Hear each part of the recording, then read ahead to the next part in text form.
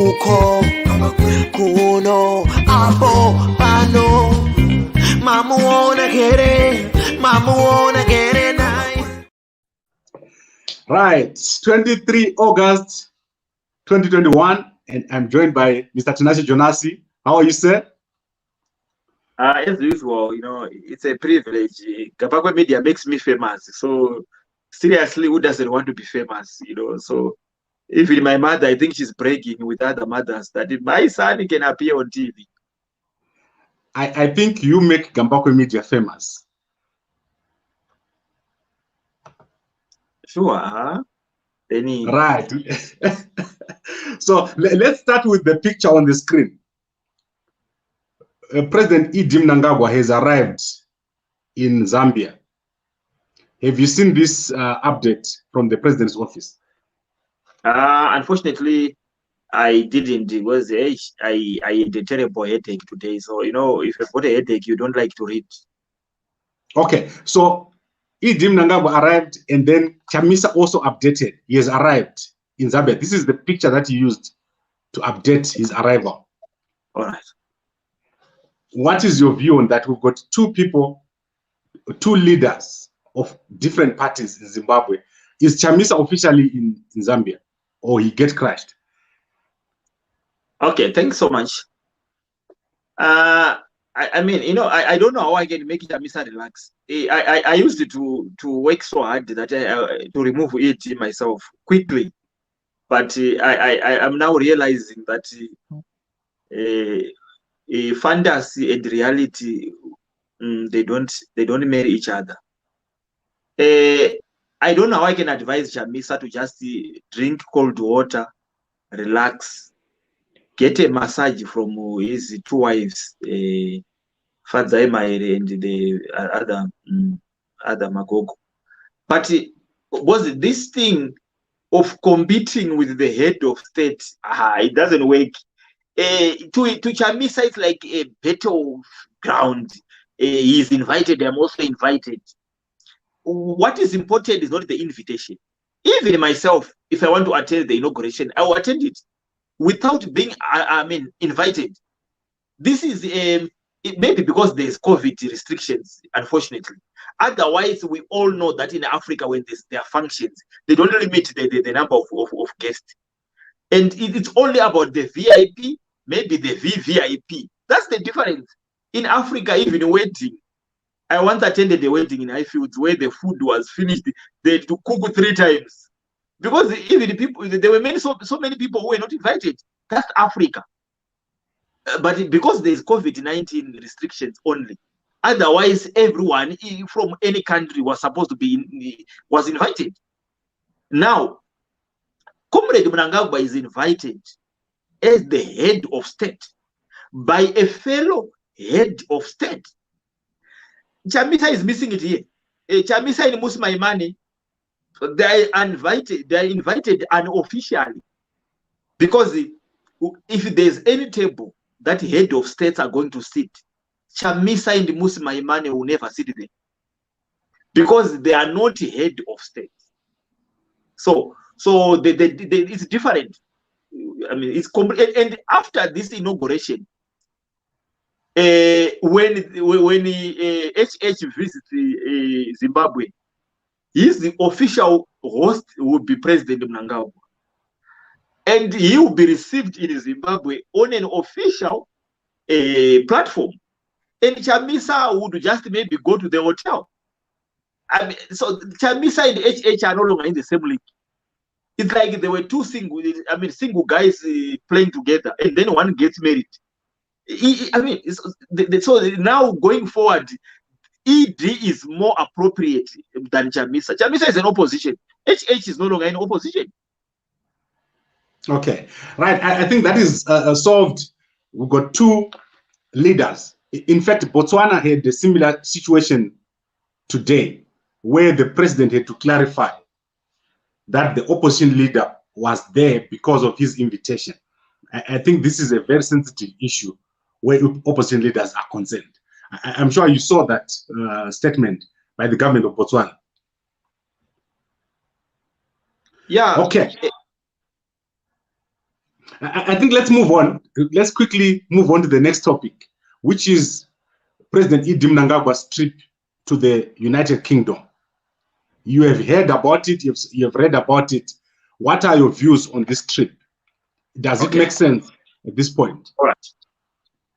First of all, to me, this is the, I don't know whether to credit the new Minister of Foreign Affairs, Comrade Frederick Shava, or I don't know whether it's the President's office or whatever it is concerned, or our diplomats in UK, our ambassador. But at the end of the day, whether it's President's office or it's the Foreign Office or it's the, whatever it is, this is, to me, this is a big victory, because our country is very isolated, especially with the Western superpowers. And international relations demands you are in good books, if possible, with every country on earth. You need to be in good books with every country on earth. You don't need enemies, because you one way or the other, you need if your friends and both your friends and enemies. So, I mean, the mere fact that we have got a British company investing, partnering our government in the pipeline from Beira to Chirundu, whatever, it's another victory. And the deportation of criminal Zimbabweans in the UK is another victory. Because people are claiming that in Zimbabwe they will be tortured, they will be killed. The same people are in the UK, where they are safe, they are raping, they are torturing, they are killing people there. And now when they are being deported, the opposition of Chamisa cries farewell. Yeah, these people are going to be killed by Mnangagwa's government. Right now, we've got the 15 or 14 who were deported some times ago. No one, we have never heard of anyone who is arrested or tortured. And now, so I mean, our foreign policy is affected by an opposition which has got an anti-Zimbabwe rhetoric, which is now being realized by the countries like UK, that they're lying. Because that's why I think they deported a few people first. Now that they see that they are safe, they are bringing more. I mean, I think the visit of President Mnangagwa to Britain, we must not take it in a way that he must sign mega deals. We must not take it in a way that before he leaves the UK back to Zimbabwe, the sanctions must be removed. To me, that's not the measure of the success of the trip.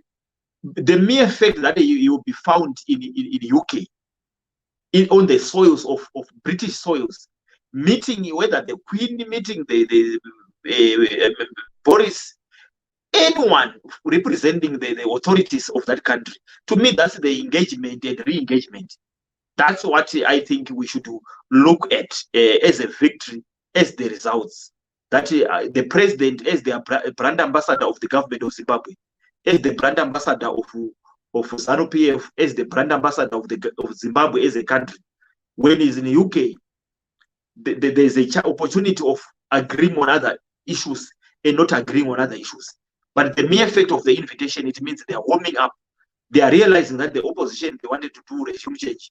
The regime change agenda is far much in the horizon.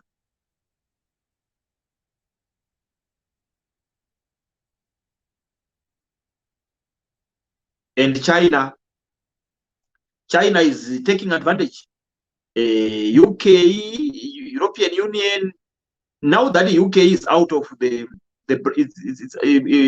after the Brexit, obviously they want to solidify their economy in terms of creating partners and everything.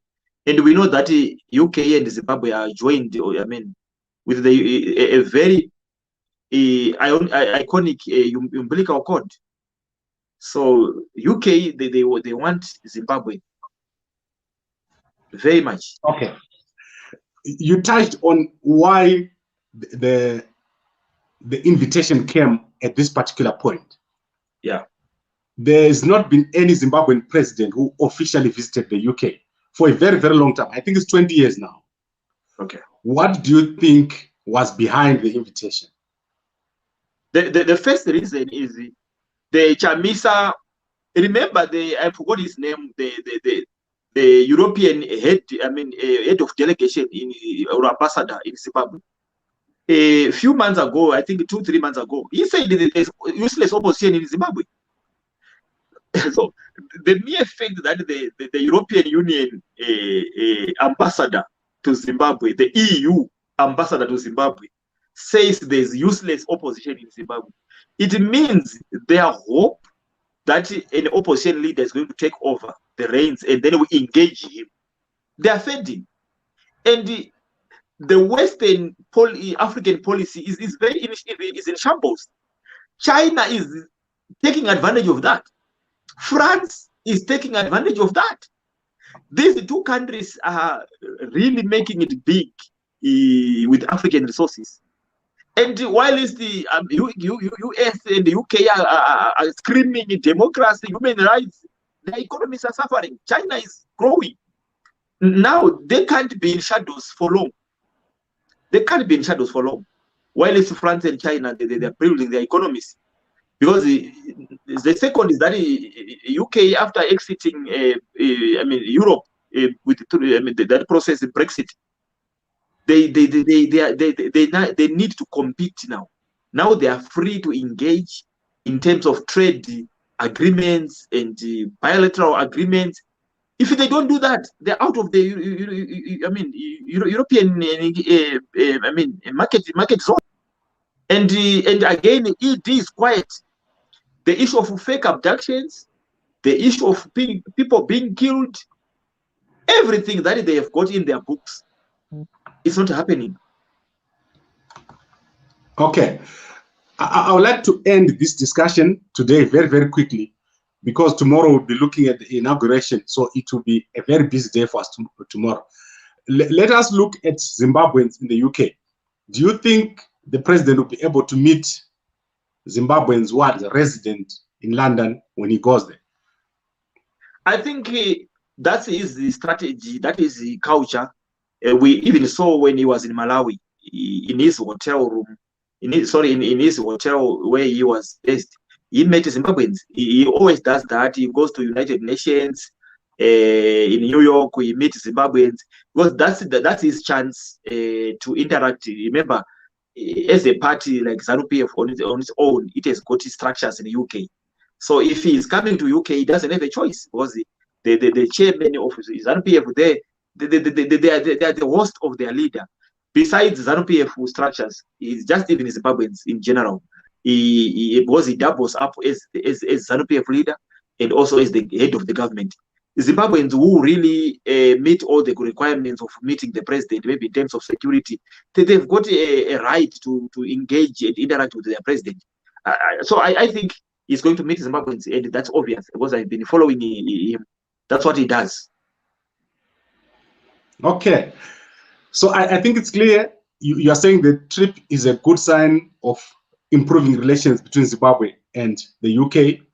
And although you don't expect anything financial, just the trip will bring a lot of different kinds of opportunities, probably some investments from UK businesses, and also as a marketing opportunity for a country. Is there anything else you want to say before we close?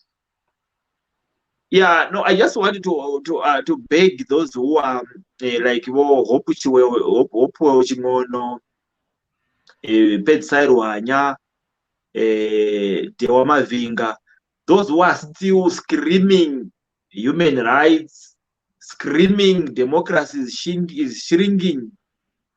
I think it's a high time they must scream unity, because when there's a World Cup in terms of soccer, sometimes the team that is the least expected to take the cup can take the cup. The favorites can sometimes lose.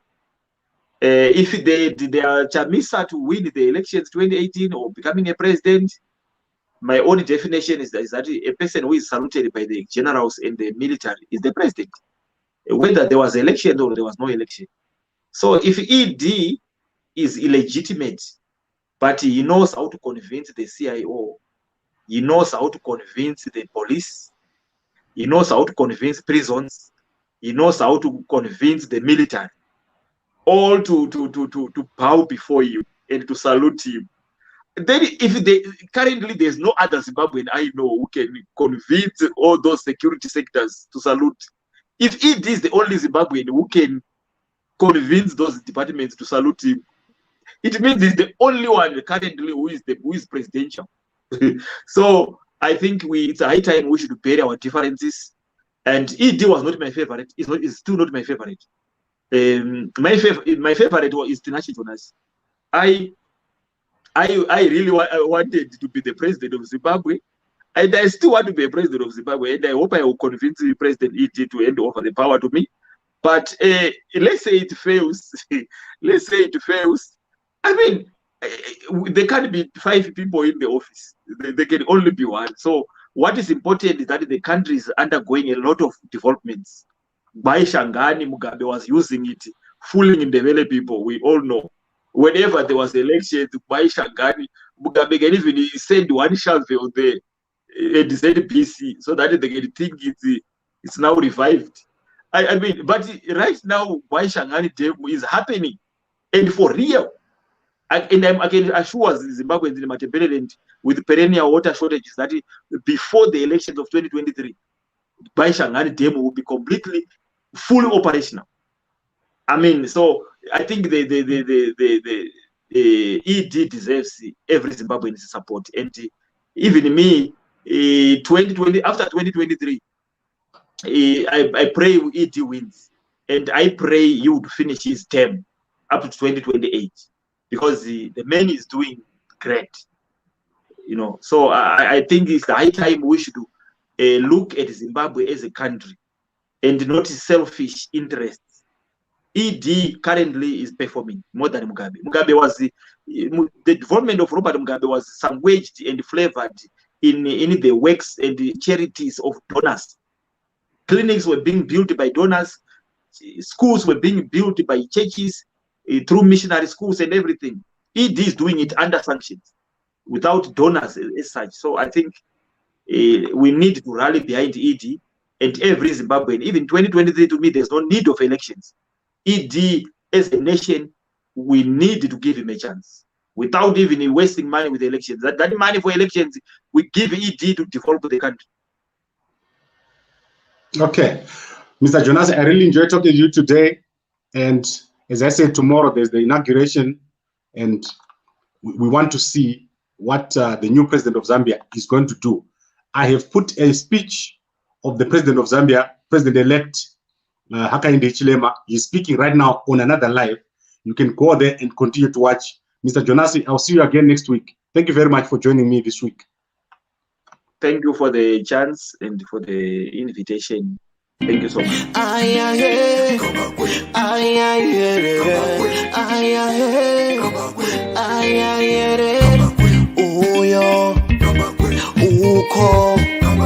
Kuno, abo, pano, mamu.